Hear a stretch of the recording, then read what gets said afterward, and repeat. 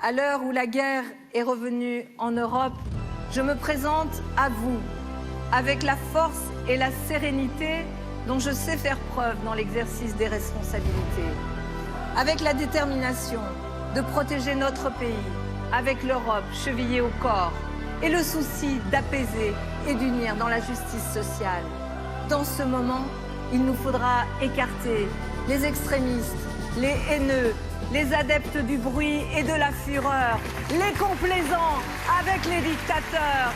Il nous faudra refuser la fatalité d'avoir à être gouverné 5 ans de plus par le culte du profit.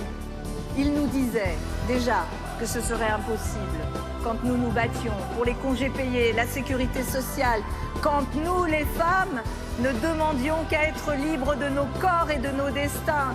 Et pourtant, nous l'avons fait.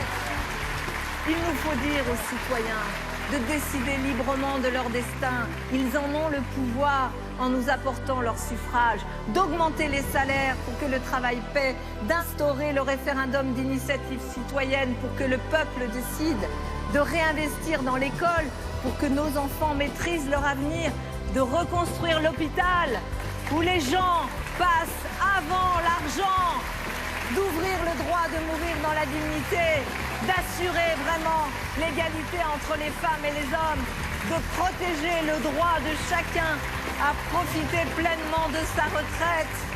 Oui, nous pouvons décider ensemble et maintenant d'emmener la France vers la réconciliation, vers le redressement et la prospérité.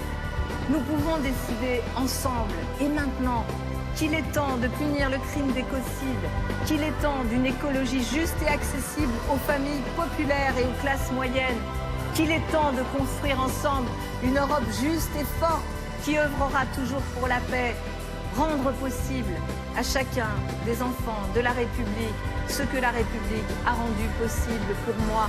Voilà le fondement de mon engagement. Et mes amis, je suis cette gauche qui ne se résigne pas à rester dans la protestation, cette gauche des transformations et des solutions, cette gauche d'action qui met en œuvre des réformes indispensables à un avenir dans la justice. C'est la gauche qui est et qui sera toujours du côté des premiers de corvée. C'est la gauche qui milite et militera sans relâche pour le droit des peuples à disposer d'eux-mêmes. C'est la gauche qui mène et mènera le combat du siècle, l'action pour le climat avec détermination et ferveur. Et rien ne nous condamne à l'inaction. Changer nos vies, nous l'avons fait. Et ensemble, nous pouvons le refaire. Alors oui, plus que jamais, mobilisons-nous.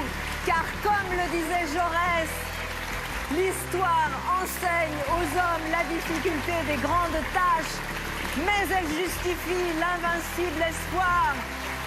Vive la République et vive la France!